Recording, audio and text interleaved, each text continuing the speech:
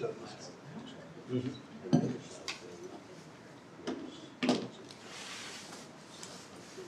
what was the problem? So this is the it was kind of contrast our judges who believe so. I walked in here. He came in, played around the system 1 second, and set it, reset. But you had to click 5 or 6 layers down. So he did optimize. So it was in a hardware. And the power, he shows us the power it resets it. So I know how to do that. But it's like,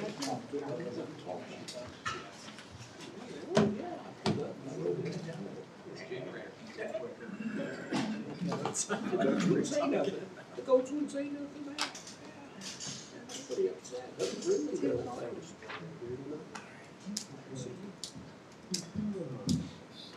Go to where do you know?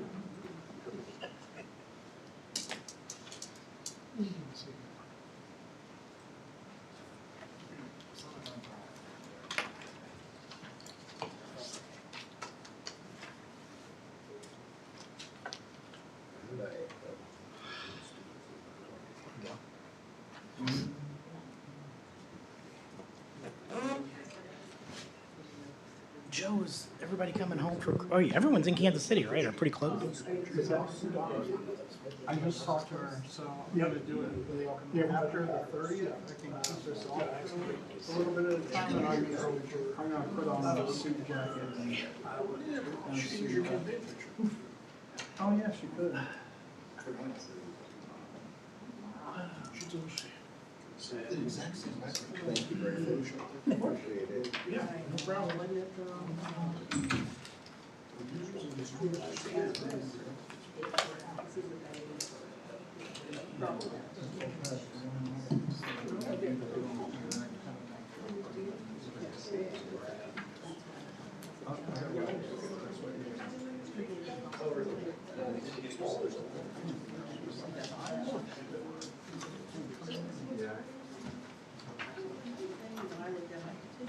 Hey, Joe.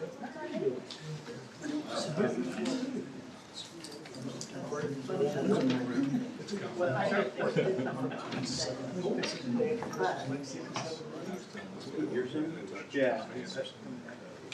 Oh, is that because they don't want to go to Well, you're fine. snacks? Oh,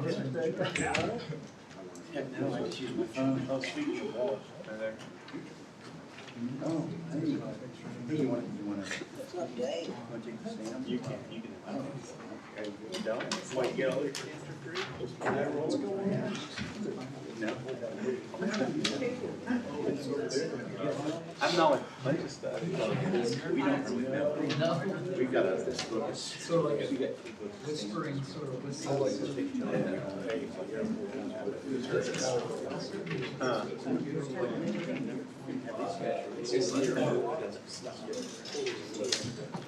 Well, a lot of our subcontractors for building are still. Yeah. Dude, they're. No, I don't hear it. Oh, it's on. They can't, most of them can't turn a computer. Yeah, but they get the job done, right? Good. I'm ready for Oh, the yeah. warm weather. Okay, I'll tell you, I'll wait for you guys to go. Just because you're a good trainer. I know. Or Was that the wake up today? Should be warm. that's very sometimes. I just can't do the cold one. I've been trying to paint some Oh, yeah, I can see windows that I have that I need for my. Let's see. And I go out to the garage, and I warm it up to 70 degrees. And I spray them, and they still don't dry. So then I have to turn off my furnace, and then I gotta wait till the next day to get them done. It's been a pain in the butt. I can't just set them outside. I know. 26 centimeters. Well, maybe next week we get a little help from you in the 60s. What do we do? Yeah, I don't know what to do. I wish they got somebody in the house. Oh, yeah. Because I couldn't spray paint the house, my wife. Oh, yeah. I don't think it matters that much. I guess I read that. Shop. Oh, yeah, that's good. We'll make a place for you.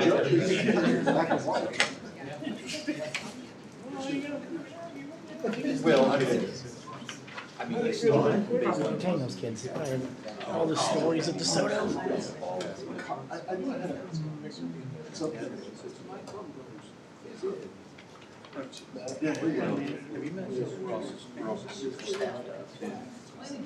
How are you?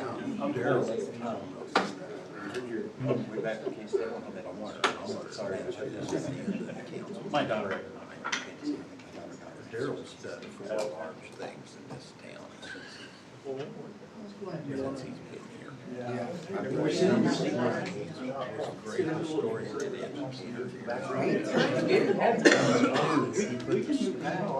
Yeah. All by himself. Yeah, you told me that story. And then he had the DeSoto High School football team at his fireplace in his house. That I didn't know. I didn't know that. That's pretty good. The whole football team was down. Huh. And now he's dedicated to the park. Tonight would be a great night So to it's say. quite a compliment. I like Rhonda's guy. Right, Rhonda? He was fun to work with.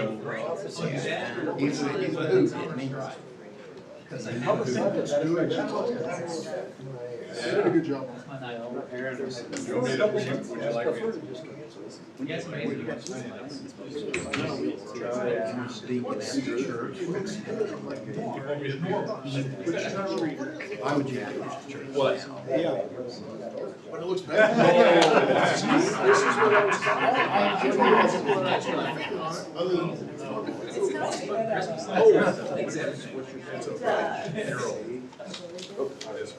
I bought enough to do our 30-foot evergreen on the side yard, but I can't figure out. Stay away from Yeah, can't figure out how to get it up there. Because with one of those light panels, they're only good for about 15 minutes. Mine's 21. Mine's got that was like being a wildcat. I'm pretty sure I know. It's pretty much never except for never goes. Jason, I don't know. It'll never goes.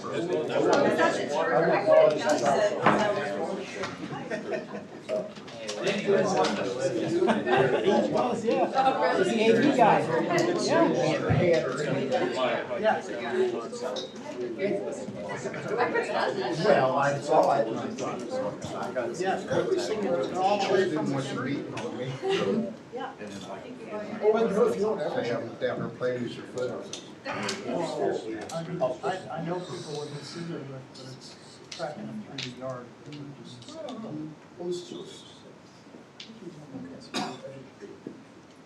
Yep.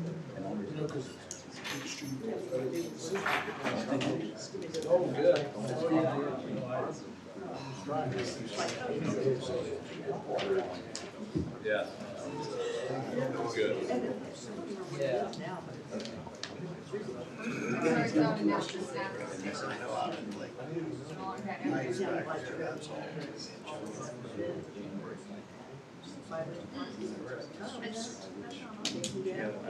That's good. No, we're just gonna run it out. I figured there were enough items on the agenda. Didn't quite want to make it to M. Yeah, sorry.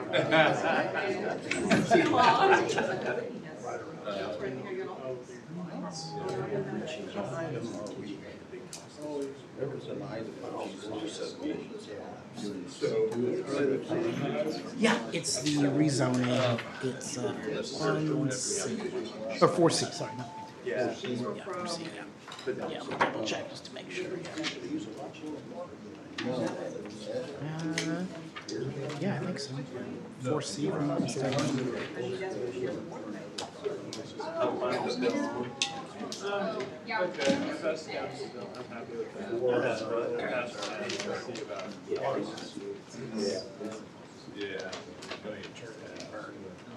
It's on Commerce. 4C. Which one was it? 4C.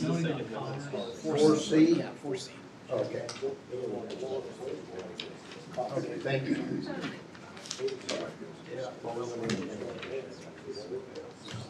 There's been no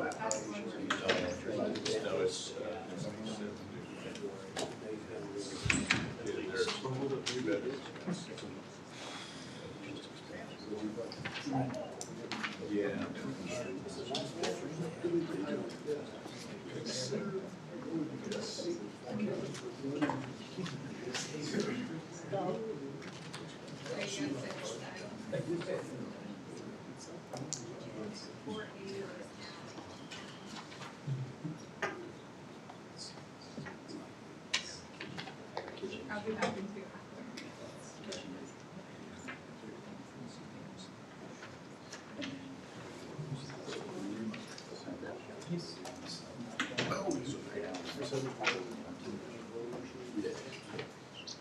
Okay.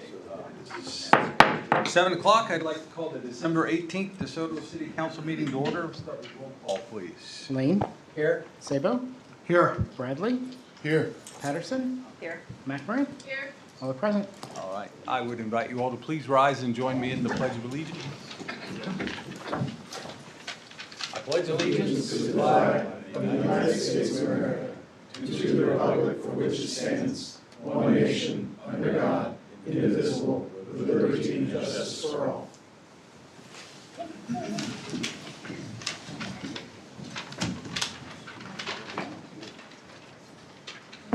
All right, our first item tonight is our consent agenda. Tonight on the consent agenda, we have approved minutes from the December 4th City Council meeting, approved pay ordinance number 1010, approved renewal of 2026 CMB licenses, approve agreement with Sargent Drilling for well 18 motor replacement, approve agreement with Weideman Inc. to replace 2-inch water line, approve final plat for carriage houses number 16, and approve resolution 2087 establishing 2025 corporate boundary. Is there any item anyone would wish to remove for further discussion? Hearing none, can I have a motion to approve the consent agenda? I'll make a motion to approve consent agenda. Second. All right, we have a motion and a second. Any discussion of the motion? Roll call, please. Bradley, Yes. Sabo, Yes. Lane, Yes. Patterson, Yes. McMurray, Yes. Mayor Walker on 1F, Yes? motion carries. All right. Item 2 is called to public. Members of the public are welcome to use this time to comment about any matter relating to city business not listed on tonight's agenda. The comments that are discussed under call to public may or may not be acted on by the council during this meeting. There is a 4-minute time limit. Does anyone wish to address the council under call to public?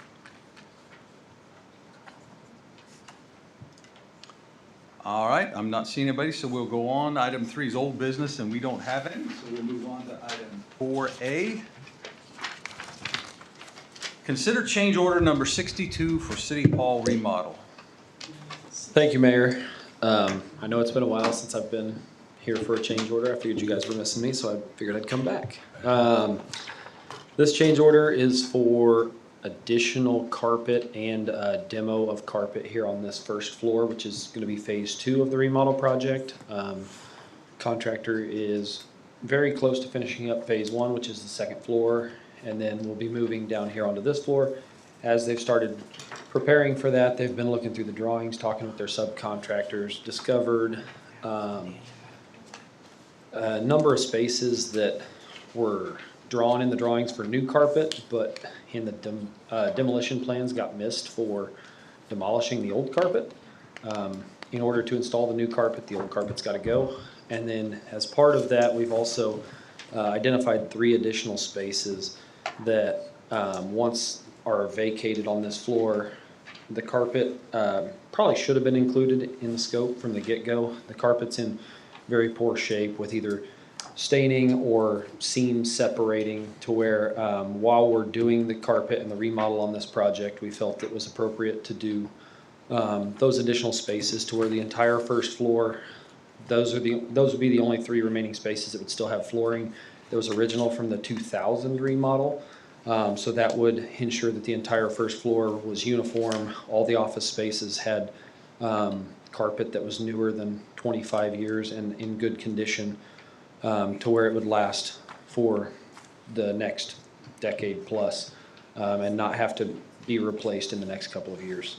So with that, I'll stand for any questions. All right. Any questions from council regarding this change order? All right, so we have a motion to approve the change order. Motion to approve change order number 62 for City Hall remodel. Second. All right, we have a motion and a second. Any discussion of the motion? Roll call, please. Lane, Yes. Silva, Yes. Bradley, Yes. Patterson, Yes. Martin, Yes. motion carries. All right, thank you. Thank you. Item 4B, discuss revisions to the animal control regulations. Good evening, Mayor and Council. This item asks council to approve a 60-day suspension of the animal pet licensing program, so city staff can take a harder look at the program. Pet tag renewals are due in January, which makes this kind of a natural pause point for staff. As you can see in the rather lengthy white paper that staff put together, compliance has dropped to about 10%. The program has generated only about $380 of revenue so far year to date. While staff is requesting time to process this, take payments, and keep tag inventory, as shown in the graph on page 5 of the white paper, registration has remained low for several years, even as our population has continued to grow. Again, raising questions about the value of continuing the program in its current form. During the proposed suspension, staff will evaluate alternatives, including approaches used by our neighboring Johnson County communities, namely Shawnee and Leawood, both who have eliminated pet tags in recent years. I've spoken directly with staff from both those communities, and they have indicated that they have not experienced any significant issues with making the changes. Both actually recommended that DeSoto follow a similar path. Staff has prepared a detailed white paper in the packet for background, but the ask for tonight is simply to suspend pet licensing for 60 days to allow us to complete the review and return to you in February with clear recommendations and language for an ordinance change. With that, I will stand for any questions. All right, any questions for Brandon regarding the pet tag suspension? It is pretty obvious we are getting pretty poor compliance with that. I'm not sure that it, from my perspective, it meets the intent that we had for the ordinance when we passed, when we started the program. So certainly look at a better way to, I think the goal would be to probably keep pets from getting away, but if they become in our custody, find a way that we can get them back to the owners as quick as possible without having to ship them out to another shelter. So, Reading through it, it looks like the microchip option was in the white paper, seemed like a good option. I know those readers are not terribly expensive anymore, and it's not a large burden. Probably less of a burden than paying for pet registration, because it's a one-time microchip on a citizen. Yeah, that's kind of been the trend. People, as they revise it, they're going to microchipping or just simple pet tags. If you wanted to get it, you can get those at Walmart, Amazon, anywhere. Some people are opposed to kind of putting the microchipping on their animals, but either one of those options are both popular. Then is the 60-day suspension, is that, like a notice that will go out to the public that it's under that 60-day suspension, and like how would that go out? Is that Yeah, so I will. utility bill or? Yeah, I'll work with our communication staff. We've been actually Whitney and Libby did help with this white paper, so I'll sit down with them tomorrow and we'll work on a communication strategy. I believe there's a newsletter that comes out tomorrow. We'll put it on our social media and then it'll go out in the next utility bill as well.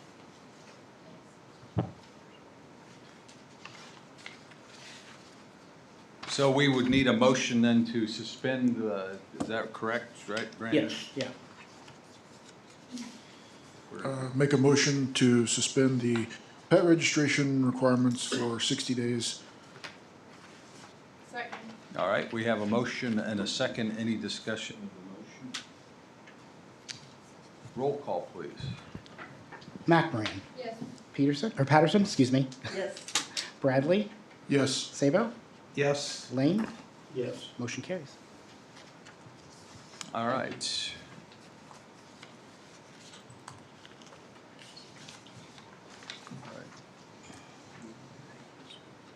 Item 4C, consider ordinance 2672, rezoning land at 8870 Commerce Drive. So this is the item requesting to be tabled.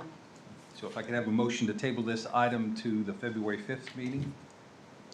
I'll move that we table the agenda item 4C to the February 5th meeting. Second. We have a motion and a second. All in favor, say aye. Aye. All opposed? All right, that passes, and we'll take that up on February 5th. Item 4D, consider ordinance 2677 annexing 80 acres north of 103rd Street and west of Evening Star Road. Council, for my part, I included an ordinance annexing the 2 tracts.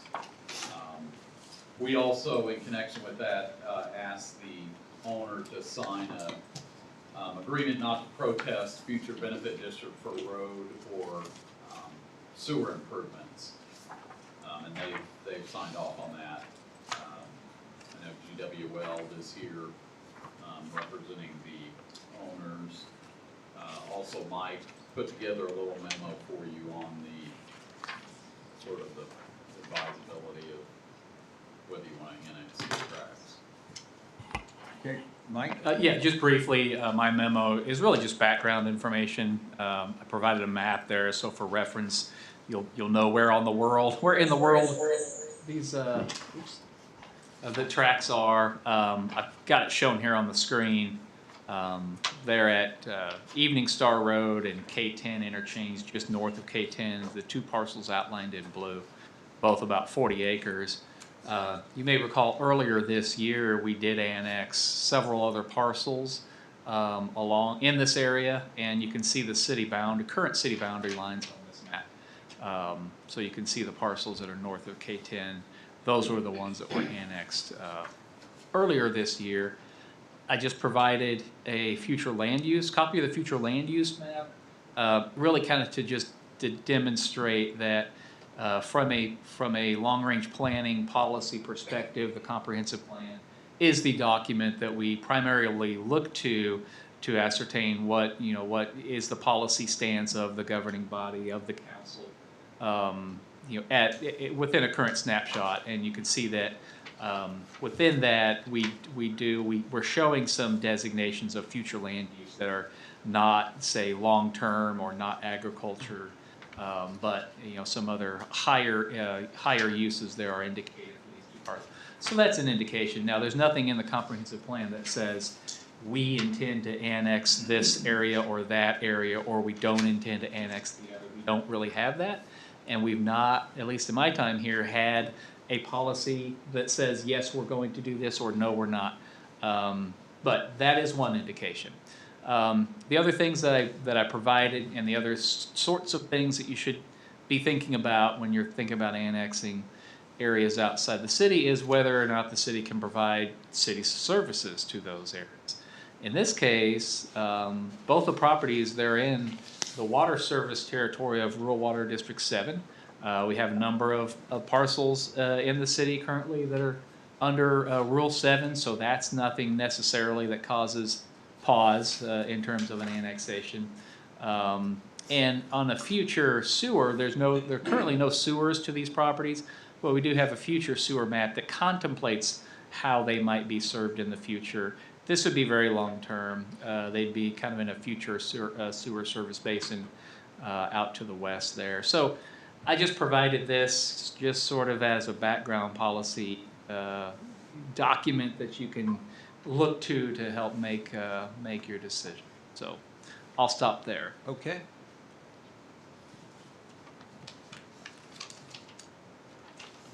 Questions from council?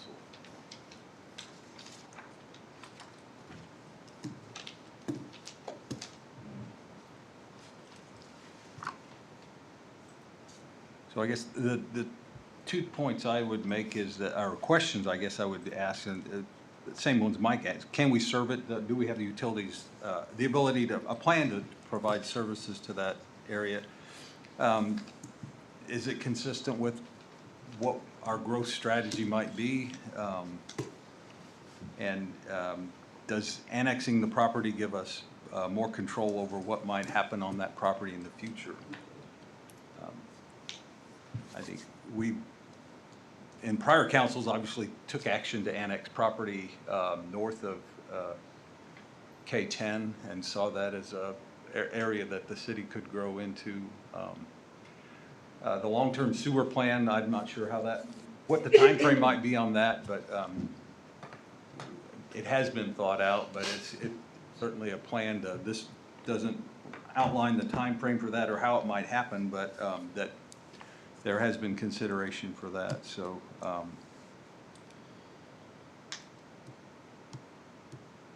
guess it just would be an adjustment to our boundaries, but not an approval of a specific use or plan per se, just that it's a reasonable extension of the boundaries of our corporate limits.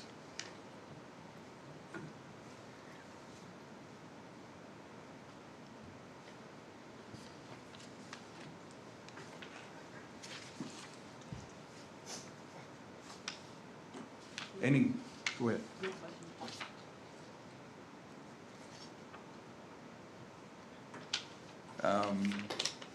So I guess if we're in agreement with this, then we would make a motion to approve ordinance number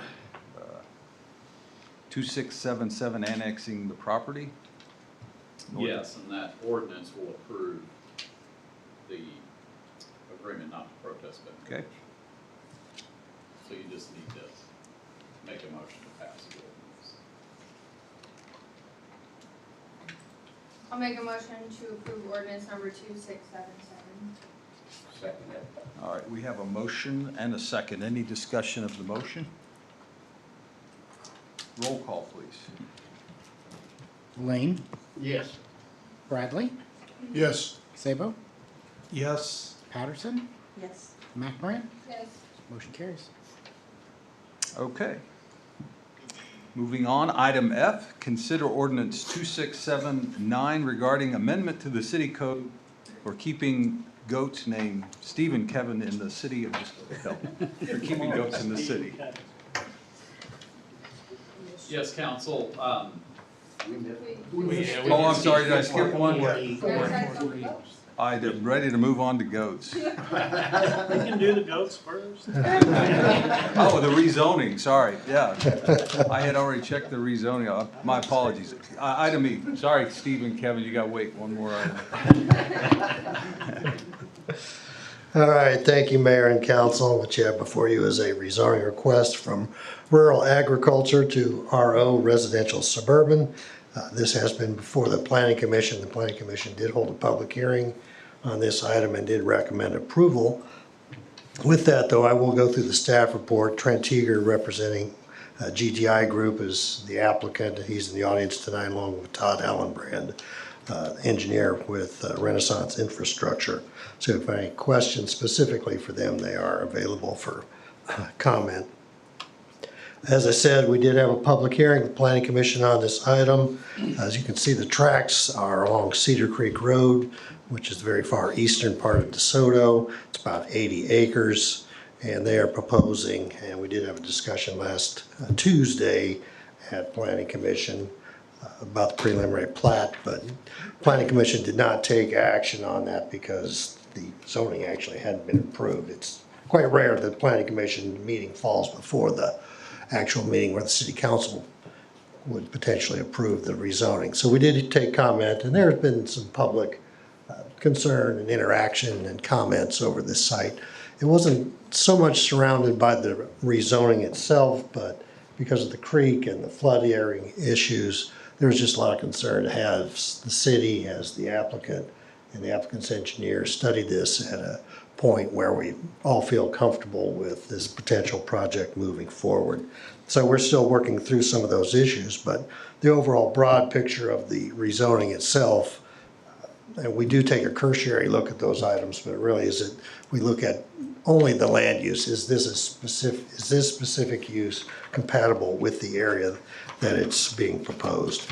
So if you look at page 2 of your staff report, you can see that the areas around this tract are residential, rural agriculture, R1 and RO residential suburban. So it is consistent with the existing zoning patterns and the existing land use.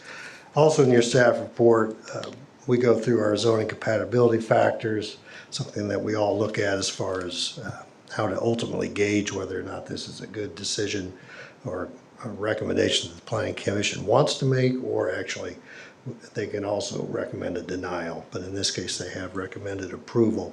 So first thing we look at is the character of the neighborhood. Land use plan that we have developed in our current comp plan does show this area as being large lot subdivisions, and that's exactly what the applicant is proposing. And so it is consistent with the surrounding zoning. Has the property been restricted, or is it restricted by using or by not approving the rezoning request? In our RA district, you can only have homes on 10 acres, so this would restrict them quite a bit. They've got 80, so they've 80 acres, and a lot of it is, there is some floodplain issues, so they might be able to get 5 homes or somewhere around there, but to change to the RO, they could get up to about, they're proposing 19 homesteads in this site, and they're all between 3 and 4 acres, so they're generally pretty good size. Now, I'm getting a little bit into the preliminary plat and some of those issues, but I'm just trying to fill you in on some of the details that came up in the Planning Commission as well. Length of time the property's been vacant, it has been farm ground as long as I'm aware of. Is there a need for this type of use in DeSoto? There isn't a particular need, but that's the way we've envisioned for quite some time that the eastern part of DeSoto would develop into residential or large lot subdivisions that don't have connections to sanitary sewer, which is one of the aspects of that RO subdivision or RO zoning district, is there isn't really an opportunity or a time frame in which wastewater treatment would be available to those lots. Availability of required utilities. Water One is actually the service provider out there. They have submitted a letter of that they can serve this area. Evergy supplies electricity. They've also been supplied information to the city and the developer that they can serve the area as well. Fiber will also be included in this development additionally. And then we also look at accommodations for fire, parks, and then basically emergency services, and don't see that the adding of this or changing this zoning would make a significant difference as far as the EMS is concerned. It said, would the proposed zoning adversely affect the capacity or safety network of the street network? And, you know, Cedar Creek Road is a narrow, kind of winding road, and we did just recently overlay that road, so it has been improved, but adding several homes along that, don't see it would be a significant impact to that roadway. Environmental impacts, the one thing that once again did come up was the concern about the creek and the flooding and downstream issues, because in this case this is at the downstream, so any kind of impacts would be coming farther from the south and heading north to the Kansas River. So there's a lot of concern and discussions, but the applicant has submitted a stormwater report, and discharging the water into the creek quickly is part of the process, and that's been confirmed. Joe's looked at that, and I've studied it as well. I feel like there won't be any significant concerns with any kind of flooding in this area. Then the economic impact, certainly having 19 nice or larger scale houses would be more beneficial to the city than just vacant farm ground, which is a nice thing that we do have. We have a very rural lifestyle out in the eastern side of DeSoto, which everybody seems to like. That's why people like to enjoy and like to be out there. Don't feel like this potential change in zoning will affect that in any way. And then consistency with the comprehensive plan, as I had mentioned, we are showing and have shown for many years that the eastern part of DeSoto will be large lot rural subdivision type usage. So the recommendation of the staff to the planning commission was approval, and then ultimately the planning commission, after taking input at the public hearing, is recommending to the city council to approve the rezoning request as well. So with that, I'll stand for any questions that you all may have. Questions from council? I have a question. Given the nature of it being in a sort of a flooding zone, no stormwater sewer planned, what is the mitigation for controlling stormwater runoff? Well, Joe, do you want to take that? I mean, you've looked at in more in depth on the stormwater report. Yeah, and with this area being rural, there is no storm sewer, so it's ditch streets with 2 natural channels that are taking the water. So when they looked at the 100-year flood, so when you talk about, you know, increasing the flooding potential of Cedar Creek, the peak of this development will pass way before the peak of Cedar Creek. So the two don't line up to increase the volume of water within the channel. So this is in this area, this is a very appropriate design, these rural subdivisions, to keep the water on the property and not putting it into a city storm sewer system, and discharging it into, in this case, Cedar Creek. So with the large lots, the percentage of impervious areas is quite smaller than what you see in a residential. You're just about 35%. So now you're about 15% because you're looking at 3-acre lots or larger.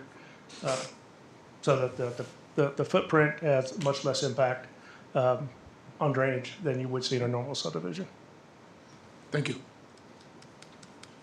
Questions? Danny? Yeah, I have one concern, and talked to a few of the residents out there along Cedar Creek. The only concern is we got 14 residents right now that are all on a 2-inch water line. Okay, so we have pressure problems already there. Now, if this subdivision goes in, I'm sure that Water One has, I understand, but I'm not sure, on 88th Street, on top of Teacher Hill, that's what it used to be called, is a fire hydrant. We don't know if it's hooked up or not, but we suppose there's a 12-inch main down below there. And if they come down with that water source, then there would not be a problem with the 14 residents on a 2-inch line running down Cedar Creek Road. That's the only concern I have, is the infrastructure there supplied by Water One. Yeah, thank you, council member. Yeah, the plan is to extend that water line.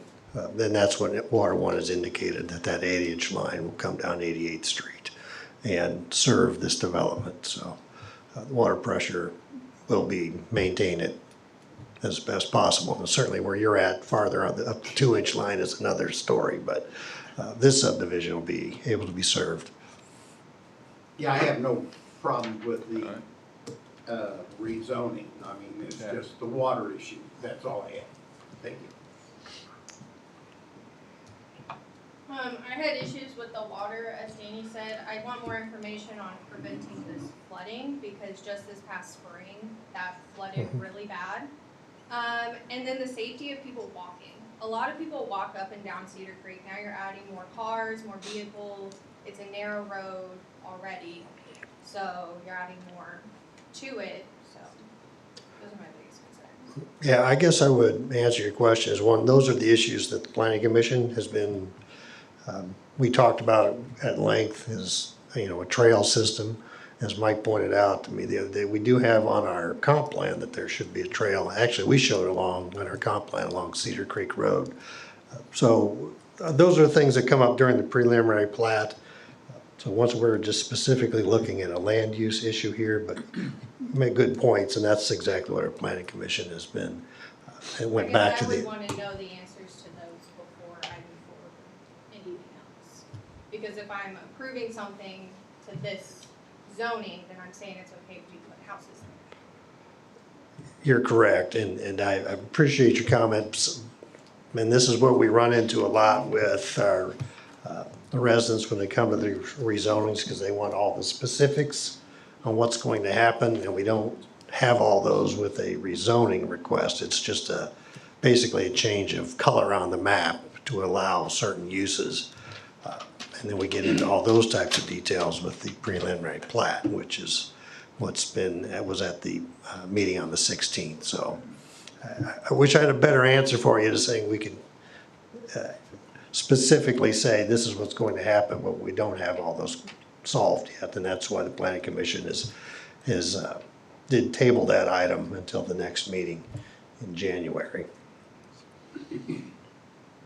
The rezoning action is just to consider whether or not the use is appropriate on that piece of property, not how specifically it would be developed, or what road improvements or what utility infrastructure might be required. Those are developed and required as part of the preliminary plat process or plan development process. We don't require that at the rezoning. And the rezoning, the question is, does it fit what we see the appropriate use for that property in our vision and our long use plan? Is it aligned with our future land use map? Have we always, is it consistent with what's being the neighborhood uses that are there now? And for me, those questions are answered yet. This has always been envisioned as that type of use. It's one of the things that I think is unique and special about DeSoto is that we have multiple options relative to home ownership and lifestyle. So the large lot lifestyle is available on acreages, south and east of town, and then we have more traditional suburban type homes closer into town. But I think that's what I like that we are able to offer is, and I would say certainly that we don't have any lots similar to this available right now, and I would venture there's some significant demand for this type of housing in the Johnson County and DeSoto market right now. Thank you, Mayor. I have a question. Mike, I see you pulled up the Joko Ames. If I'm looking at it correctly, that flood zone is the creek there, and then there was another. What is that light? I can't really see. Yeah, so the regulatory flood zone is the darker blue. That's the one that quote unquote 100-year flood. It's termed 1% chance flood. The lighter blue is the county calls it future conditions, but it's some area that may be prone to flooding in an event larger than a 100-year flood. So it's sort of just like a planning. It's not a regulatory floodplain. So in terms of flood insurance requirements and our own zoning requirements, we don't really recognize it as being in the floodplain, that future conditions thing. But it's a decent planning tool to have. So there's kind of a nuanced difference. But in essence, when you're talking about the floodplain, it's the dark blue. And I pulled this map up because I think it's illustrative of where the risk may lie and where it does, where it's less risk as well.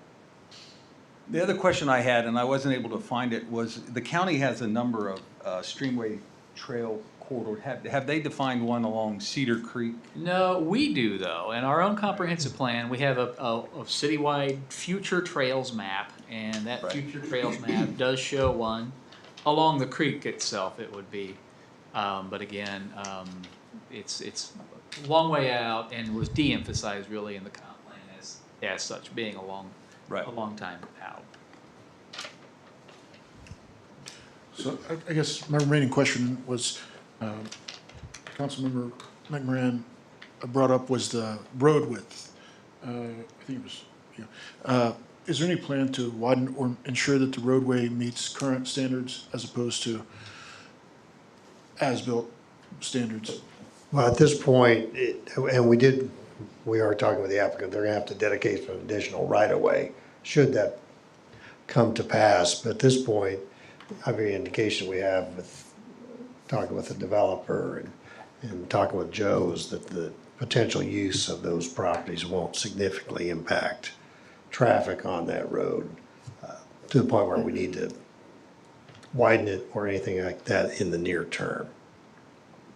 Just the right-of-way addition? Yeah, we are going to request additional square foot or length of right-of-way along the whole frontage, whole tract.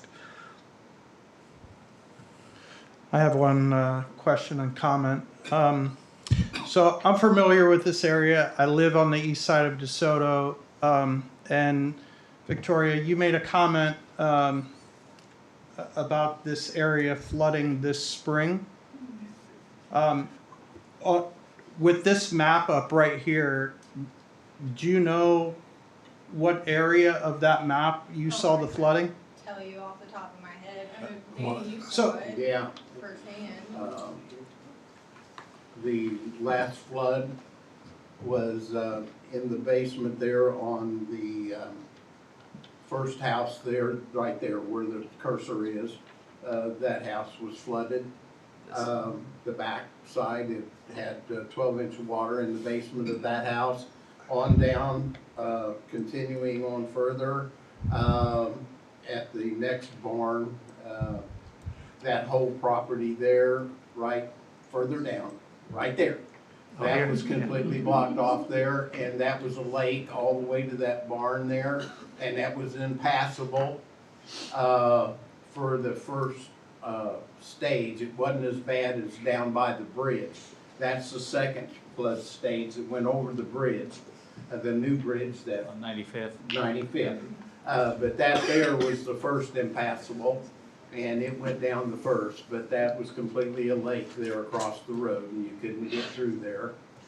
And then the next place was that flooded completely over was the bridge, and that was impassable. That's here. But that was the only places, Zach and Joe. Okay, so in the current map, in the current area that we're discussing now, was there flooding in this area? No, sir. There was some flooding in that area. Just, Not to the extent of what you just explained, but in that area, yes, there was flooding. yes, there was flooding from that creek there. Yes, it went into that house there that you see. Yes, where it the- also went into the field too. Yeah. No, in the flood zone it did flood, it not flood the field. Oh, from what I saw, because I live right down the road, I saw it. I think, so I think what we've just kind of visualized is that the map that we have before us is fairly accurate, that it shows that Cedar Creek Road would flood in the 100-year. I think we knew that our new 95th Street Bridge, it was made clear to us that was not going to be outside the 100-year floodplain when we built that bridge, that it would, it was impossible to get that bridge up. So I mean, those are conditions that are going to exist down along that stretch of Cedar Creek Road on, periods of heavy rainfall that I don't, there's not a lot affordable solutions that we could accomplish that would have any impact on that. I don't know that we could spend enough money to bring Cedar Creek Road out of the floodplain to maintain access through those most intense storms. Well, pardon me, but my understanding is this is just to change the zoning. What we're discussing is more plat related. Correct. So really that, some of this we've already discussed, we would perhaps discuss again when it comes time to approve a plat. Yeah, now the preliminary But- plat is but- approved by the planning commission only. That's what I Then the mean. final plat comes to council to accept easements and rights of way, so, Sorry, that's what I meant. Yeah. The city would. yes. It looks like, I mean, based on the information here, I don't see any, and you guys seem to have done a lot of research and figured it out. And the houses that were mentioned that flooded, they were in that floodplain area, it looked like on the It map. is. So to me, that seems like a risk that the homeowner took by building the home in the floodplain. Is there any risk for the city if we approve the zoning and then, I don't think there would be, right? There's not. I would mention too, just particularly for the new council members, on a rezoning, that is controlled by fairly strict case law in Kansas, and you've probably heard of the golden criteria. So when you have a recommendation by staff to approve a rezoning, if you want to vote that down as part of your motion to deny, you would need to specify which of the criteria, which I include the criteria in the ordinance, so you can look at the text of the ordinance. It's A through N. But you would need to articulate in your motion to deny which criteria you believe are not supported, that you disagree with staff on. And that's required by, the Kansas Supreme Court has indicated that if you are, going to deny a rezoning, there needs to be a record made as to which of the golden criteria you are basing that on. So just a word of caution there.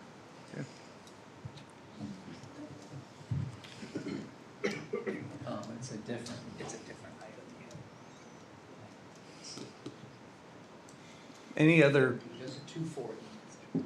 questions from council?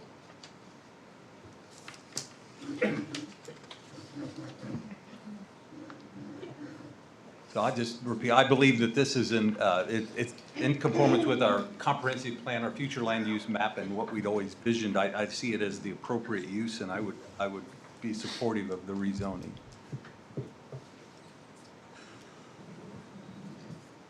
Point of order, make a motion to approve ordinance number 2678, rezoning. Second? We have a motion and a second. Any discussion of the motion? Roll call, please. Patterson. Yes. Bradley. Yes. Sabo. Yes. Lane. Yes. McMoran. Yes. Mayor Walker. Yes. Motion carries.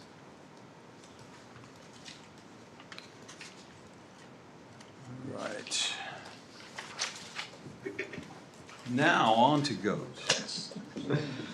Yes, Mayor, and now for something completely different. Several months ago, we got a complaint about a couple of goats in the applicant's back, or our resident's backyard. And upon research, those goats had been there for several years and nobody knew anything about it. So clearly there wasn't much of a problem, but somebody happened to notice that and brought that to the council, and council directed staff and to bring this to the planning commission to come back with a recommendation on this particular item. Just a little bit of background, in 2017, the planning commission took up goats in the city and talked about, really looked at goats as livestock, and those should be on the larger eastern tracts of town and not in the downtown or typical smaller lot suburban subdivisions. And that was adopted several years ago and didn't have any issues with it. But then when we received this complaint, had to look into it, council asked staff to bring this back up to the planning commission and see if there's a way to work around this, since there had been no real reasons, and a lot of neighbors came to our planning commission meeting in support of the goats. They're Kevin and Steve. I've got to know them a little bit, and I see them a lot more often now that I have been paying attention to this. But so it's been kind of interesting and fun, but our planning commission did take this, very seriously and looked at a lot of the information that we presented in 2017. And we did look at a couple other items as far as, and learned some things about goats. And one thing that we have in bold is the dehorning requirement for goats should be removed regardless of council decision. But basically we're bringing forth the two options. You can actually affirm the existing policy, which is no goats in residential historic zoning district, which is where these are, or the planning commission did recommend a new subsection which addresses specifically these two goats. And I'll have to give Patrick the credit for writing all this language, because he dove into it quite deeply as far as making sure that we caught everything that we were supposed to catch, and that we have a deadline of February 2nd, 2026, that after that date, the existing policy of goats must be in the 2 acres or more and in the eastern part of DeSoto. So anybody who may have a goat has about a month and a half to come forward and turn in an application. So with that, I will stand for any questions you may have, but we did have a lot of fun with this, but it was also a serious topic, and trying to find ways to make things happen and keep the peace. And everybody seemed to be pretty happy with this recommendation. Well, I appreciate the planning commission giving this due diligence. It's kind of an offshoot of their function, not specifically their responsibility, but it was an appropriate spot to hold these discussions and come up with the recommendations for us. So, I appreciate the effort and the solution that was presented.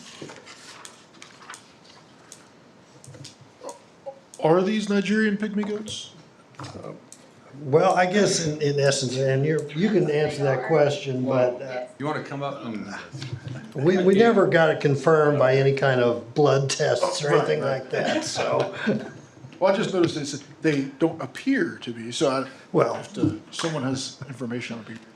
One of them's Nigerian dwarf, the other one is a miniature La Mancha. So it's derived from a Nigerian dwarf. So both are, typically they are a pygmy, because that's based off of the size of goats they are. They're small. Thank you. I believe I'm only disappointed that Steve and Kevin are not here. I read through all the supportive neighbor letters and comments from the Moores, Bramletts, yeah, several of your neighbors, and I think they must be very well behaved and accepted in the community. I would just like to point out that for anyone who thinks that DeSoto is no longer a small town, we are at a council meeting discussing goats.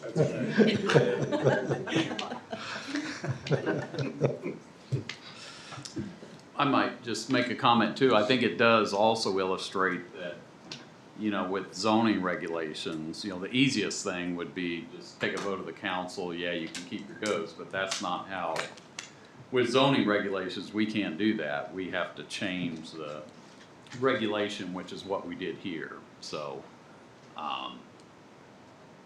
just thought that was worth commenting on, because we can't do things that are beyond what our regulations say we can do. So that's the purpose of making this change.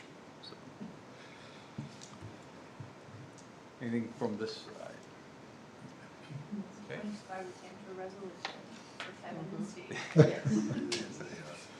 What was the other name that you came up with? Steve. No, Jen or Jen? Oh, yeah, I'm not sure what I called them the first time. But I understand, now they're Kevin and Steve. Go ahead. Might have been Jim. All right, so I think we're ready for a motion then to approve ordinance 2679 regarding the amendment to the city code to keep goats in the city. I make a motion that we approve ordinance number 2679, the Kevin and Steve ordinance. Second. All right, we have a motion and a second. Any discussion? Roll call, please. Mayor Walker. Yeah, he doesn't vote. Oh, I'm on sorry. this one. No, this is not. City code. Yeah, text me, excuse me. I apologize. I was trying to let you vote, Mayor. McMoran. Yes. Patterson. Yes. Bradley. Yes. Sabo. Yes. Lane. Yes. Motion carries. But Kevin and Steve would have. It's like a finger, I feel for them tonight. All right. Thank you. Item G, consider ordinance 2680 regarding a text amendment to zoning regulations on home occupations. Yeah, thank you, Mayor and Council. Along this is a very similar type of discussion that we had at Planning Commission, but once again, there was a resident that set up a small accessory building to sell retail products out of the accessory building, and our code doesn't allow it. So once again, we went back to the Planning Commission at the direction of the council and mayor, see if we could sort of thread the needle on a way to come up with a process that would allow something like this to happen. So we talked about this at least 3 or 4 meetings and had our public hearing. And so you do have a recommendation before you. And basically what the Planning Commission came up with was to allow retail sales, but you have to have 5 acres And if you're going to have an accessory building, you have to have a special use permit, so there'll be another public hearing. So it was important to the planning commission to recommend to the council that if somebody was gonna enter into this type of use, that the neighbors be notified, because there was some spirited discussion about, residential use is residential use, and you shouldn't be selling anything out of your home, but in this day of, marketplace and eBay and all these things, it's going on. So, we came to this recommendation, like I said, over a process of several meetings. And one of the bigger sticking points was the accessory building use, is if you're not gonna sell out of your house, which we already addressed that in the city code, that you can have retail sales in your home. It can't occupy too much of the home property itself, but you can do that. But in this case, there was a separate building, and that was something that the code just said no, wasn't allowed. And so when we went through the process, the planning commission did recommend that you can't have accessory retail sales. As in the maximum size of the building is 300 square feet. You'll have to have a public hearing and a special use permit. The architecture of the building needs to be representative of the structure, the homestead itself, and also some public safety issues as far as ingress and egress need to be met. And so there were some safety concerns that wanted to be met. There has to be ADA requirements. There's a minimum number of parking spaces, certainly didn't want to have any. There was no parking allowed on the roadway itself. They need to be contained on the property itself. And so with that, you do have an ordinance in front of you about, and mostly there are some tweaks that Patrick did make as far as, we have this line in there, it says secondhand sales were okay, but brand new products were not. And so we just said, retail is retail, whether you're selling antiques or brand new clothing line. So we clarified a few things, but that's really where the planning commission came up with the recommendation is, yes, you can have a retail business on a 5-acre lot or more, and it can't be more than 300 square feet. You have to have a minimum of 3 parking spaces. You have to have ADA accessibility, and you need to have fire safety, building codes, all those things met that you would have any kind of place where the public might be invited in. And so that's what you have before your council. And Patrick, you've got any additional comments? Just one point of clarification, if you look, letter R, so you would need a special use permit if you're not using an accessory structure, but you have consistent and regular retail sales. That would also require you to get a special use permit. So you wouldn't need if it's occasional and intermittent, but if it's a constant retail sales you're doing, even out of your dwelling, you would have to get a special use permit.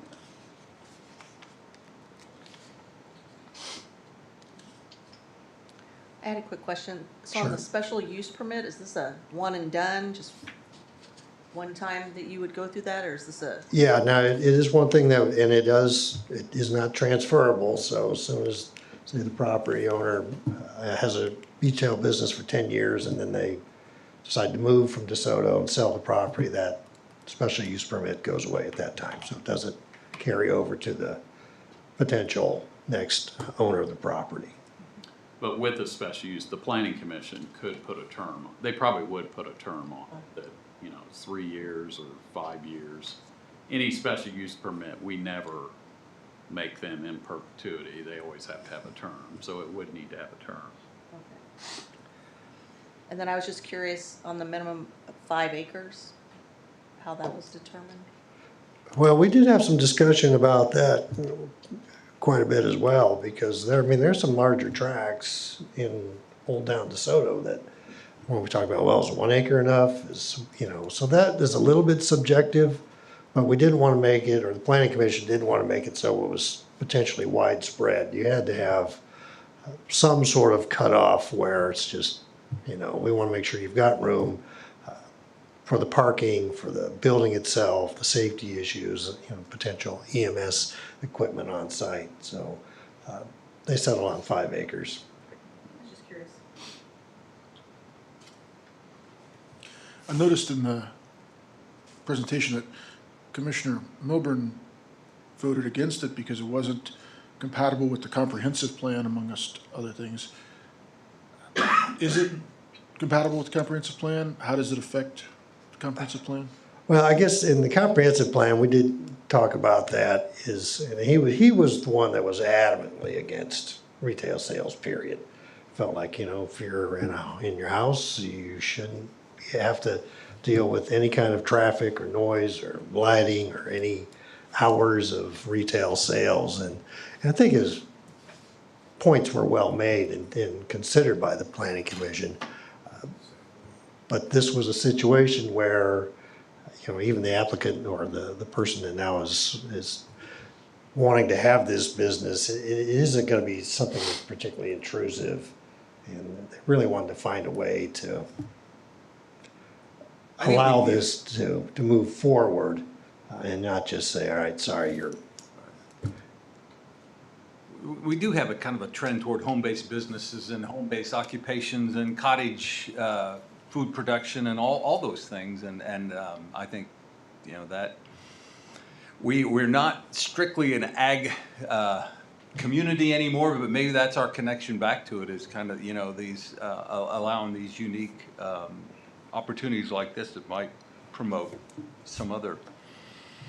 But based on 5 acres, there's a limited number of sites where this possibly could happen in the city, so it's not going to be widespread.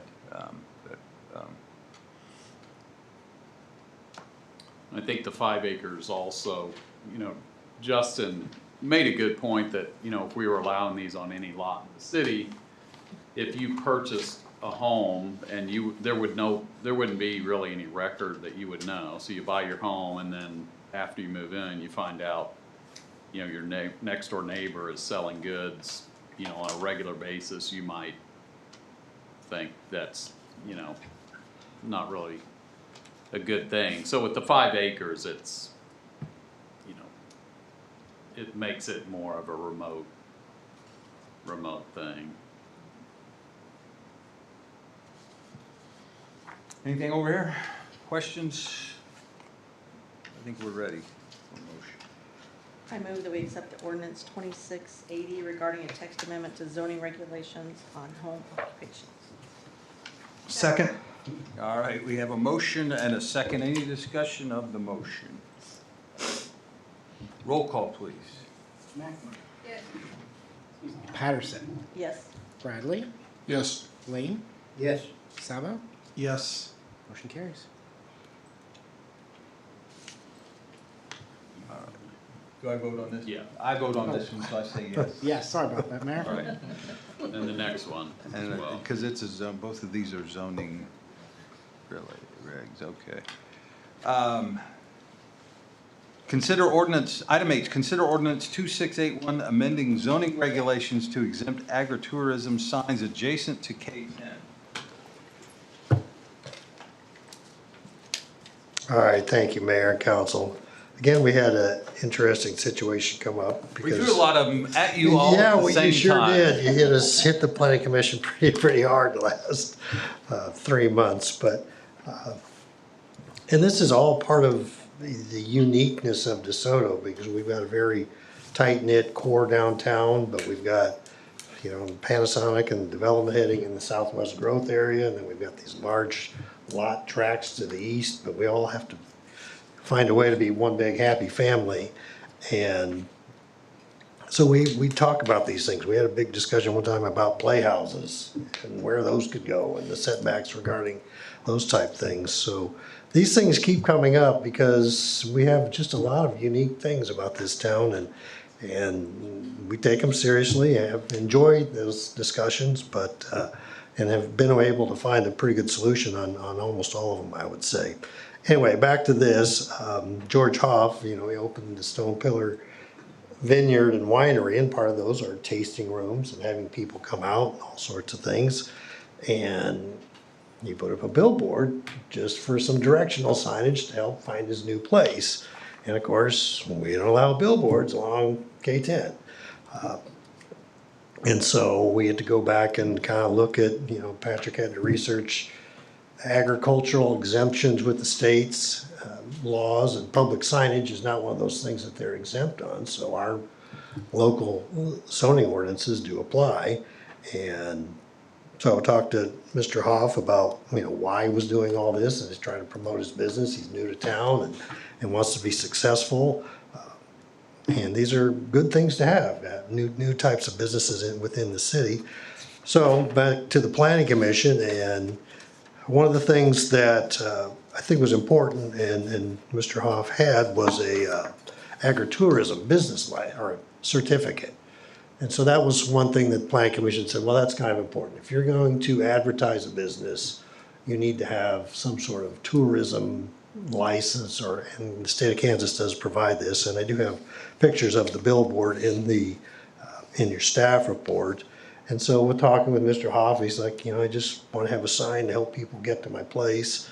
And so we went through several discussions, came up, got this measurements for the sign itself and the size, and Patrick crafted some language about we only allow these agritourism signs along K10, and they have to have that certificate in place. They can only have one sign, it needs to be maintained well and kept in good condition and things like that. And Planning Commission thought that was a reasonable approach, and Mr. Hoff is happy that he can get to keep his sign. And so that is the recommendation to the City Council, and that's what you've got in your suggested language to be added to the code on page 505 of the staff report. So with that, I'll stand for any questions you may have. Questions from council? Excuse me. I do have one question and comment. So under item F, so we're talking one private non-electric sign. Are we assuming that visitors to Stone Pillar are only coming from one direction? Yeah, well, certainly, you're right, that's a good point, but the way his property is set up, he would only be able to visibly have that one sign. If you're going the other way, you're already past his property, you'd have to go up to Cedar Creek to turn around. And so he felt like most of his clients, because he was in Olathe, actually fairly becoming a more dense area of Olathe, and kind of got just pushed out by the pricing and I guess gentrification, if you will. And so most of his clientele is coming out K10 on heading west. And so that's why he chose that location, but also the eastbound traffic just wouldn't work particularly well for having a second sign. Okay, and then the only other question I would have is, so we have measurements for how wide, tall, and the sign can be. Is there anything that says how far it has to be off of K10? We do not have a dimension for that because, it might depend on, the terrain, things like that, where it can be. So we didn't put a dimension, a distance. It just needs to be part of their property, and it's an agritourism business.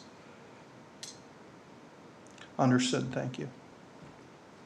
If I could just add, so we talk about the zoning regulations a lot, and they're, can be strict, but if you look under these exemptions, so these are things that at the beginning of the zoning regulations, we just say these items are exempt from the city zoning regulations. So what we did is just add this sign, but I do want to point out so we're just essentially saying you don't have to get a permit, it's sort of a freebie. You can, but you do have to have an agritourism license, but keep in mind, we can't control what that sign says, just due to First Amendment. So yes, they have to have an agritourism license, but technically speaking, they could put anything on that sign, and we really don't have any control over that. But the thought is, really this probably is only going to apply to that property when you look at,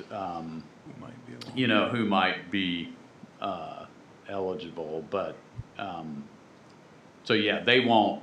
This would be just code enforcement if the sign was falling down or it exceeded these, we would address it as a code violation, but we would not be doing permits or approvals, anything like that.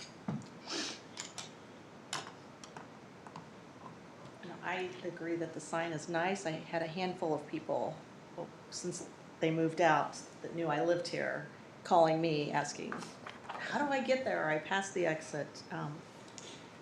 So I do think the signage, and it's nice looking, it's very professional looking.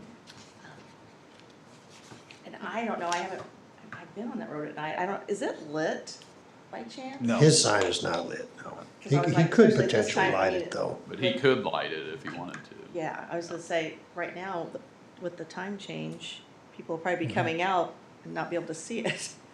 And they're still open.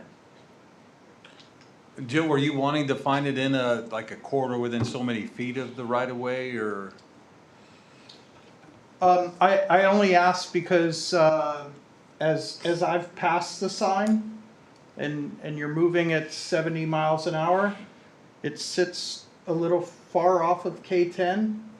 And it's, the print is rather small and you really have to look at it very quick. I mean, obviously the photo here is specifically looking at that sign, but when you're moving on the highway, it's, you know, you can make out Stone Pillar, and so, you know, do we consider a sign bigger or up to a certain size, or do we keep these dimensions as in stone? You could make it bigger if you thought that was appropriate, or he could move it closer, you know, he could move it He off his property. strategically picked it because there was a line of sight between, I think, trees further east on K10 and, you know, you don't see in the picture, you know, the clearing along the fence line as you approach this sign. That's what kind of, I think, led him to put the sign where the sign is. But. And I would suggest that, reiterate, the dimensions in there are the dimensions of his sign. His sign, so. yeah. So I noticed that there was no thought of further like, proliferation of billboards, obviously because of the requirements in their agritourism license. And that was one of the concerns that I'd heard from some constituents. I don't think it's an issue based on what you've said. Right. I am a little concerned about the lighting. He could put up any lights that he wants right now, and it could be distracting or otherwise, as sort of Joe had some concerns about the location and the concentration requires to read the sign may be an issue. And at night, it may prove even more of an issue.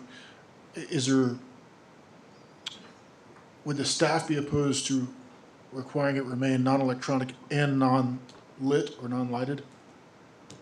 I mean, no, at this point, I've certainly, at least my opinion was, we were just trying to accommodate Mr. Hoffman's existing sign. And I believe Commissioner Lane at the Planning Commission brought up, well, can they light it? That's where we got into that discussion. Said, yeah, it can be lit. I mean, illuminated. It can't have a message board or anything like that. It can just have some light showing up on the sign itself. So that's an option. Yeah, by a 2/3 majority vote of this body, you can change it however you want.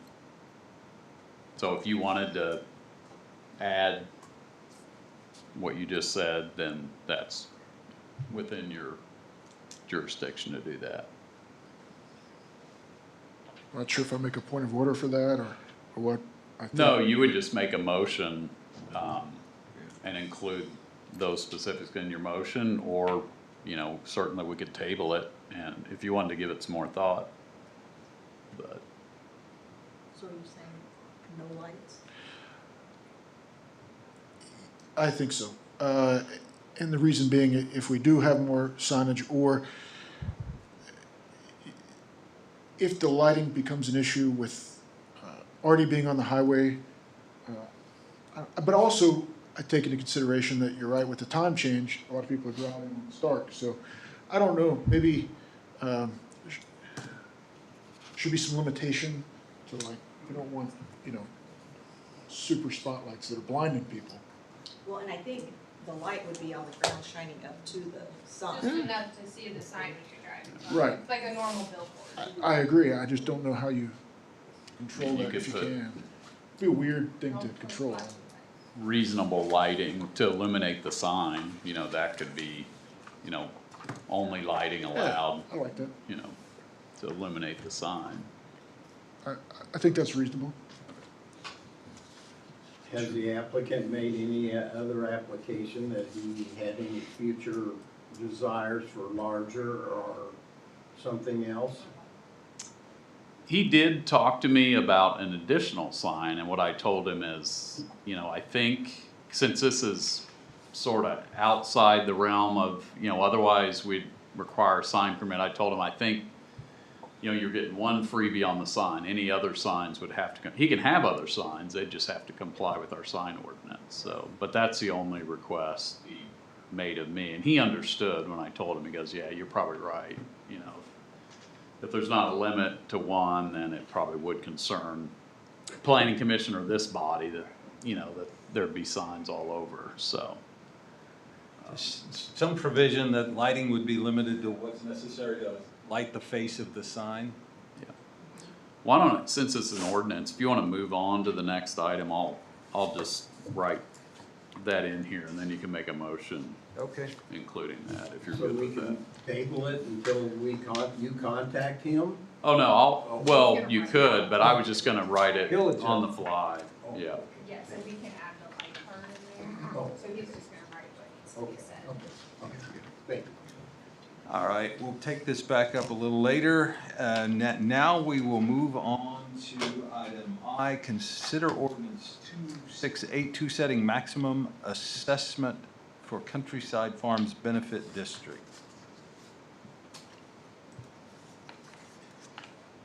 Oh, yeah, that's me That's too. you. So, yeah, sorry, this, so, this is the last step in the benefit district, for the Countryside Farms. You recall at the last meeting, we formed the benefit district. So this ordinance sets the maximum assessment. So the $7,916,000, that's the maximum assessments that can be placed on this property. You know, normally in a benefit district, you have several property owners. Here, we just have one property owner. So that assessment will be on this property. So with the passage of this ordinance, you're just simply setting the maximum assessment at that number. Any questions from council on this? So when we set that number and the improvements exceed that number, what then happens? So that's on the developer. They have to come up with the extra money. And so they intentionally make sure that number covers. So, I mean, it does, there are times when you go over, but it's just tough luck.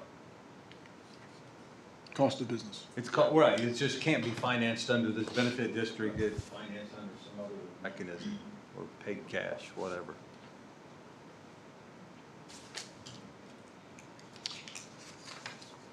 Any other questions? So this is agenda item 4I, 4I. but we're listed as 4J. Are we not? Yeah, in the packet, there's 2 for Yeah, J's. it looks like there's, I think this was a typo here. Sorry. But the ordinance is, it's only one ordinance, so Yeah. 2682 is the yeah. critical number.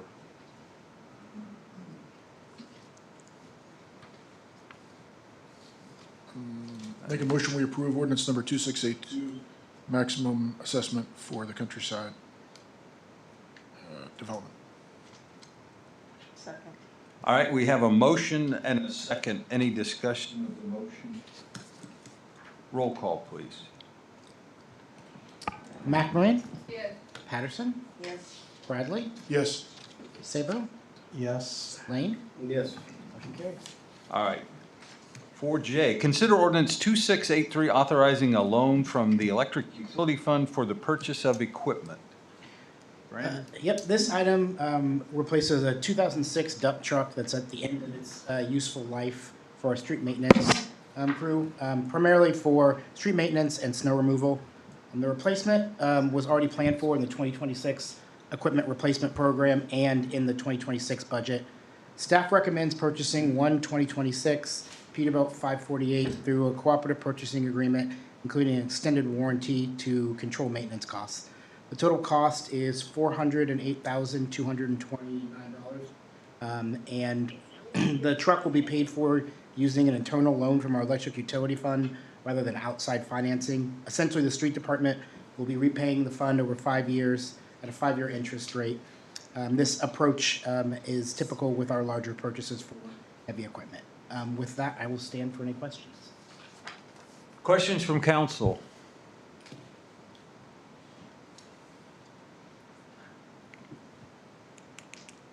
So this process, this ordinance process was created because we wanted to protect the balance in that electric utility fund and make sure that we didn't pull that balance down, that we always would replace it. So anytime we pull funds from that, an ordinance is required by the council to authorize that expenditure. And it's since Dave's time on mayor, 2010, we decided to use our own funds to finance our purchases because we were getting limited interest income on the invested part of that. Interest rates were super low, and so we were paying our own interest a little bit higher, but always replenishing the funds in electric utility fund and saving ourselves financing costs and paying them to ourselves. So. I think if I could, it's also important to understand the reason it's called the electric utility fund has nothing to do with trying to elect. It was because in the 90s, the city sold our own electric distribution system to Westar at the time. Energy, right. And so that was the source of the funds, about $2 million. That's why it's called electric reserve. Right. So we don't maintain an electric system, so. It was the Important point. I have one question.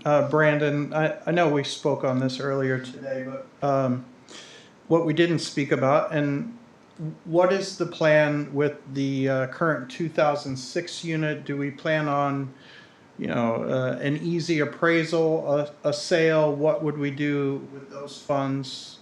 Yeah. So with the lead time, we don't. This authorization is for the purchase of it.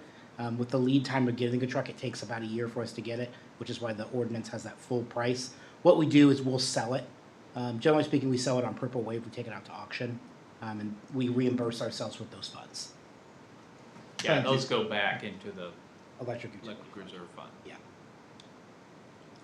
And we first started doing this, we set the vote at, so 5 of the 6 members of the governing body have to vote in favor of the ordinance. It was sort of a protection thing to protect this fund, so the mayor will cast a vote on this one. Any other questions? Ready for a motion?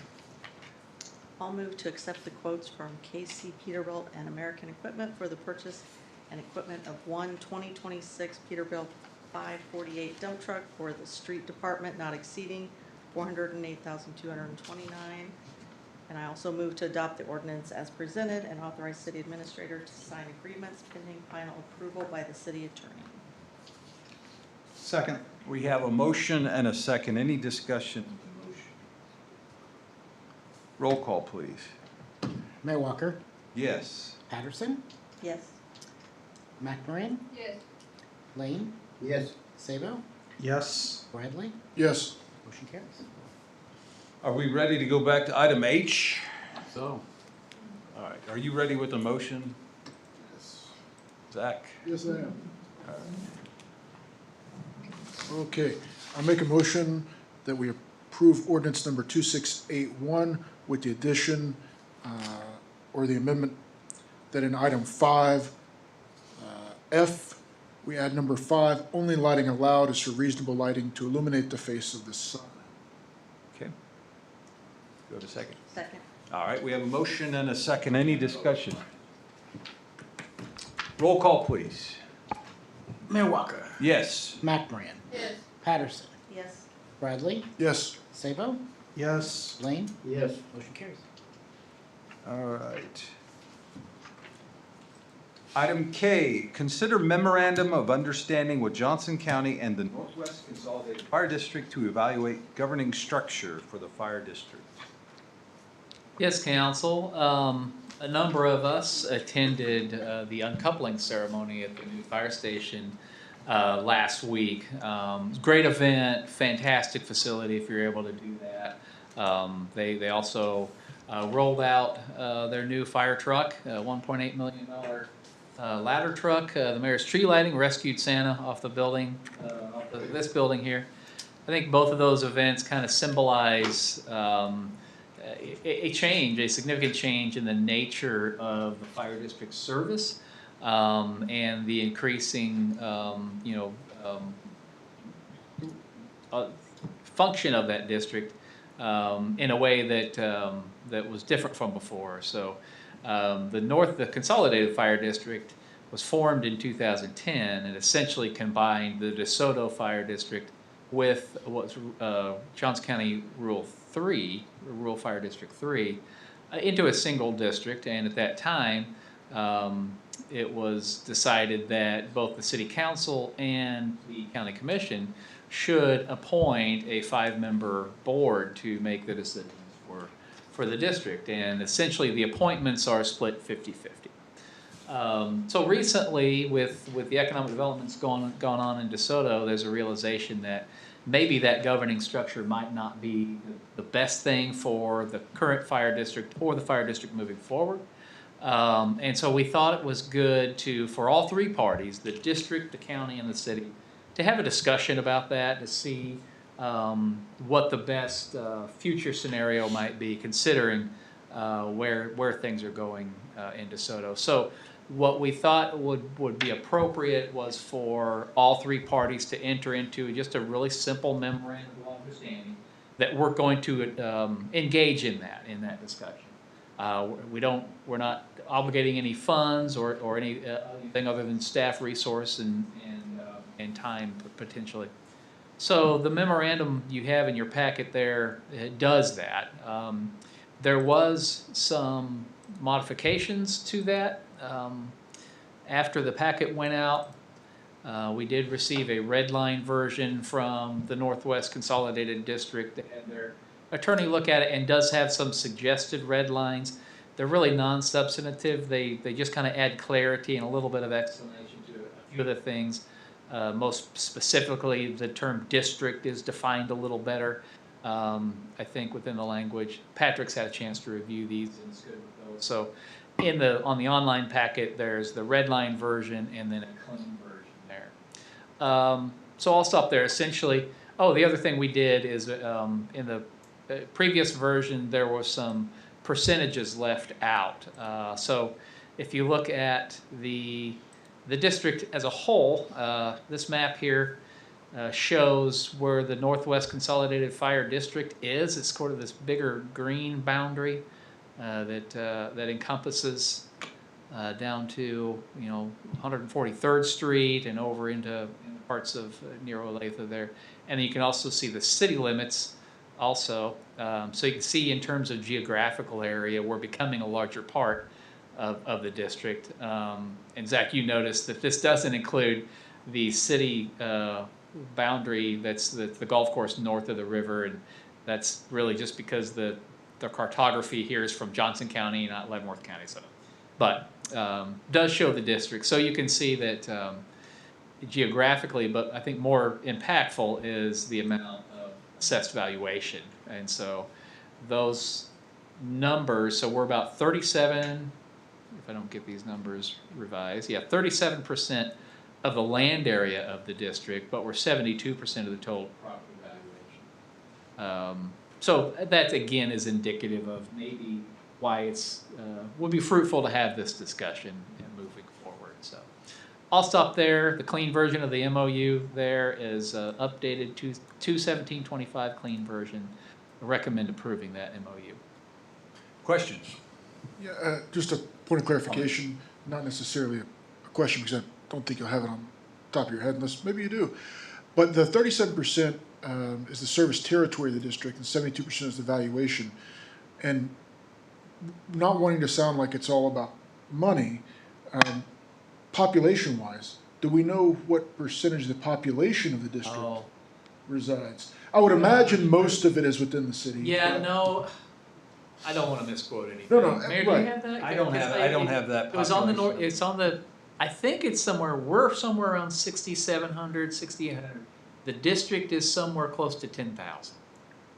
Something. So pretty close to the valuation, somewhere, not to get. Don't quote me, but I think specific. I can get that number. And my point in sort of staying and asking that is that it's not just about the money. We have most of the people in the Yeah. district. Yeah. So that's one of the reasons why we're sort of wanting to renegotiate that, if I'm understanding correctly. I wouldn't call it a negotiation, but yeah, Discussion. reassess. Yeah. To reassess Yeah. and discuss. Yeah. Yeah, that's fair, yeah. Thank you. Good point. Anything else? All right, ready for a motion.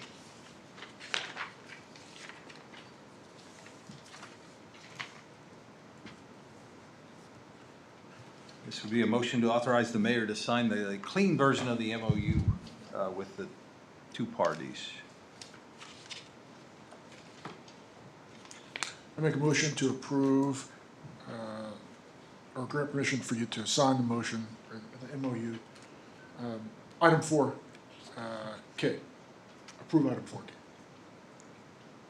Second. We have a motion and a second. Any discussion of the motion? Roll call, please. McMorrin? Yes. Patterson? Yes. Bradley? Yes. Sabo? Yes. Lane? Yes. Motion carries. All right.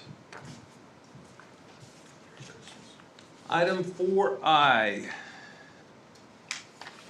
No, L. It looks kind of like an I at this point in the night, but it is an L. Consider purchase of holiday streetlight decorations. Good evening, Mayor and Council. I also thought it was item 4I, and to learn it was 4L. That's wild. But I think we're going to end on a more fun note. So this item is a proposal or request consideration staff recommends to replace and expand our current holiday street light program. So right now, you can see in the picture, our Parks and Rec department hangs these snowflakes, you can go to the next slide, from the east Y to the west Y on 83rd Street. And so yeah, there's 31 of them. That is not to scale. But right now, the park staff, they've said that the snowflakes are degrading, they're end of their useful life. Every time they try to repair them, they're crumbling in their hands. So it would be great to first replace those. The next part is in 2013, there was a council agenda item, and the council envisioned that once there was infrastructure on Lexington, streetlight infrastructure, that the holiday streetlight decor would expand onto Lexington. So now that that infrastructure is in place, we think this would be a good time to expand. So that would be 14 streetlights from the east to west Y on Lexington. We don't have a particular vendor picked out. It would look something like this, maybe a collection on the left or the collection on the right. We would hope to solicit quotes from municipal-focused holiday streetscape vendors. They specialize in commercial grade pole-mounted decorations, and those quotes would be based on quality, durability, and compatibility with our current infrastructure. So an complete installation would be 45 units, so 31 on 83rd Street and 14 on Lexington, but we think it would be a good idea to have a couple spare units. So our request is ultimately at least 50 new snowflake decorations. They cost about $750 a piece. So we're estimating a preliminary quote that they'll be about $36,000 to $42,000 plus freight. our ultimate request is a not to exceed amount of 50,000 to provide us some flexibility at the end of the year to find the best option of snowflake decor and be able to use those extra funds in case we need it for installation purposes. Some streetlights might have to be reworked and have some power moved down, so that's what some of that extra padding is for. But that is the request and recommendation. And where does the money come from? There is sufficient budget authority in the communications and events budget. Okay. Questions from council?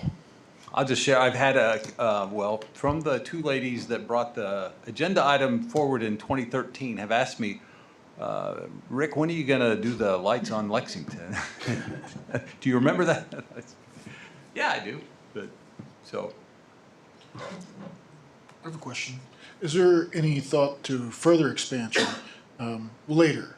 If we thought about where else we might put them, or? Just looking at the map, I think the first place I would probably expand them is from the west Y down to Commerce. I think you might be able to see those from the highway. We actually, if there are some still usable snowflakes, I think we could even use some of the ones that are not totally degraded and pull those down to Commerce. How long have these been up that we have now? So some of them, we had some prior to 2013, and then 2013 was a major purchase where we added enough to do the whole, we had enough to do like downtown Main Street initially and a little bit beyond. So there were maybe 15 or 16 originally, and then 2013 we bought, I think, another dozen to add that to go Y to Y. So some of these are of unknown age, some of them are 12 years old, 2013 to 2025, and that's what, like the light fixtures, when they try to repair or replace the light, those are crumbling apart on a lot of the older ones. So Are these LEDs? these are, I think, C9 lights maybe. These are not LED fixtures. The new ones could be LED. There's, I think, both options there. Yeah, the old ones are not LED. Where are these stored? We have a very nice holiday decor storage area where they store the holiday tree and all of those downstairs. They're hung very nicely on the wall, down in the basement. I don't actually know how to get Under there. the stage, right? Is it under the stage? Oh, okay. Maybe is it the old gym? It's under the gym. Workout room? Yeah, it's downstairs under the stage. Really just wonder if they were stored in a barn or if they were inside. Or No, they're climate controlled, yeah. Yes. And there is sufficient space to store the additional fixtures that were. It is impressive what the park staff has created to hang these. It is very impressive.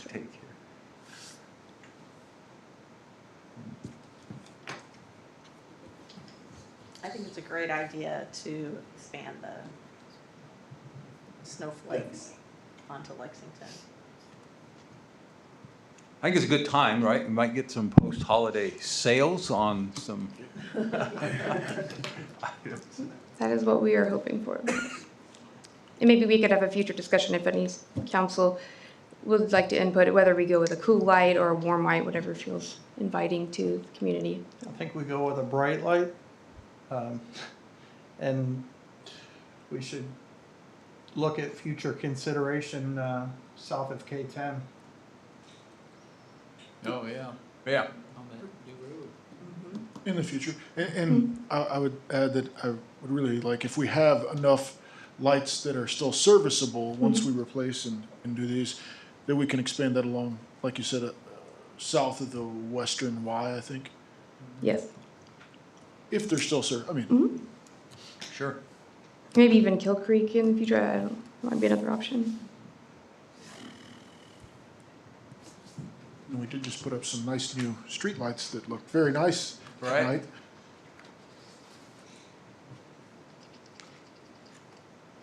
Has Jay agreed to hang these? Yes. Thank you, Brandon. We already talked.